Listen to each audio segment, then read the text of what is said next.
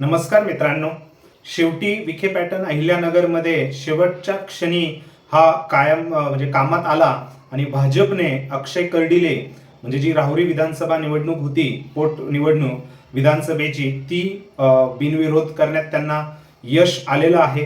म्हणजे जरी निवडणूक होणार असली तरी म्हणजे जवळपास त्यांना अक्षय कर्डिले यांचा विजयाचा मार्ग सुखकर झालेला आहे. तो म्हणजे प्राजक्त तनपुरे, जे राष्ट्रवादी काँग्रेस शरद पवार गटाकडनं लढणार होते. मागच्या 5 वर्षापूर्वी ते आमदारही राहिलेले आहे त्या मतदारसंघाचे. त्यांनी अक्षरशः माघार घेतलेली आहे. अगदी निवडणुकीच्या दुपारपर्यंत हे बोललं जात होतं की तनपुरे साहेब हे निवडणूक लढवणार. आपणही त्यावरती व्हिडिओ बनवला होता. परंतु याच्याच आधी 1-1.5 महिन्यापूर्वी ज्यावेळेस आपण आता जेव्हा ग्राउंड रियालिटी सूत्रांच्या जेव्हा आपण बातम्या ऐकतो त्यावेळेसच आपल्याला कळालं होतं की तनपुरे हे निवडणूक लढवणार नाहीत, कारण त्यांनी भाजपमध्ये प्रवेश फक्त नाममात्र राहिलेला आहे, परंतु त्यांचा प्रवेश हा भाजपमध्ये झालेला आहे. आणि शेवटी भाजप ज्या पद्धतीने पक्ष प्रवेश करताना ज्यावेळेस दुसऱ्या पक्षाला एकदम गुलदस्त्यात ठेवून एकदम टाइमशीर तनपुरे यांचा प्रवेश ते करून घेतील असंच बोललं जात होतं आणि त्यांनीही अगदी तसंच केलं.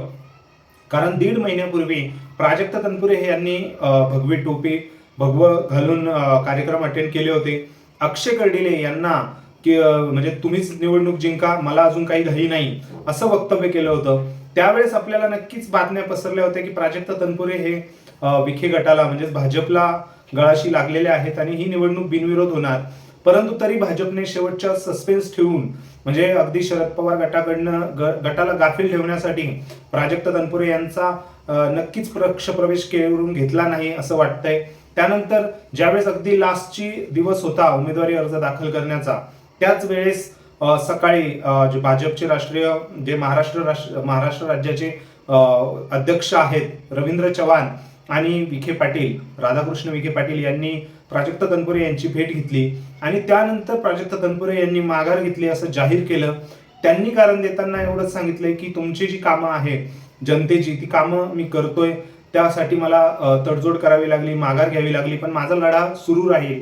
हे जरी म्हणलं असलं तरी आपले जे सूत्र आहेत जे विधानसभेमध्ये, त्यांनी हे आधीच सांगितलेलं होतं की तनपुरे यांचा भाजप प्रवेश अजूनही वेटिंगवर आहे आणि तो व्यवस्थित योग्य वेळी तो करण्यात येईल. अर्थातच प्राजक्त तनपुरे यांना शेवटी त्यांचा कारखाना आहे, त्यांना लोन आहे, या सर्व गोष्टी कुठेतरी त्यांना मिळत आहेत, परंतु कुठेतरी राजकीय पुनर्वसनासाठीही त्यांना पुन्हा संधी मिळेल हे निश्चितच आहे, जवळपास निश्चित झालेलं आहे. परंतु जे विखे पाटलांचं राजकारण राहिलेलं आहे अहिल्यानगर जिल्ह्यामध्ये, ते पुन्हा एकदा आपल्याला पाहायला मिळतंय. विखे पॅटर्न हा अहिल्यानगरमध्ये सोपा नाहीये आणि विखे पॅटर्नला तोडीस ठरणारा अहिल्यानगरमध्ये अजून कुठलाही पॅटर्न येऊही शकत नाही. कारण जो बाळासाहेब थोरात यांचा आज आपण बघतोय की साधे ते आमदारही राहिलेले नाहीयेत. सो निश्चितच विखे पाटील हेच अहिल्यानगर जिल्ह्याचे राजकीय दृष्ट्या पालक आहेत आणि त्यांनी हे पुन्हा एकदा सिद्ध केलेलं आहे. आता शेवटी शरद पवार गटाला गाफील ठेवण्यासाठीच प्राजक्त तनपुरे यांचा पक्ष प्रवेश हा लांबणीवर टाकण्यात आला आणि त्यात सहजी ते हेही झालेले आहेत. कारण अक्षय कर्डिले यांना आता जवळपास ते निवडून येतील अशीच खात्री आहे.